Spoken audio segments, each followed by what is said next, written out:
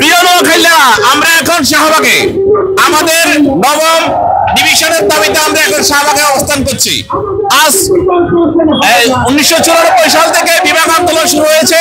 তারই ধারাবাহিক কথায় এখন পর্যন্ত আজকে 31 বছর আমরা বিভাগ আন্দোলন করছি।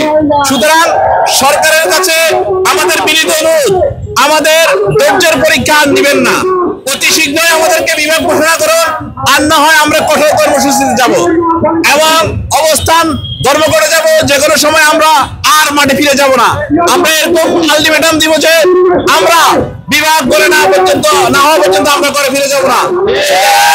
সরকারের কাছে আমাদের আকুল আবেদন, অতি শীঘ্রই বিভাগ ঘোষণা করে দিয়ে আমাদের যারা নোয়াখালীর 1 কোটি মানুষ যারা রাস্তায় আছে তাদেরকে করে ফিরিয়ে নিন, অন্যথায় আমরা কঠোর কর্মসূচিতে যাব।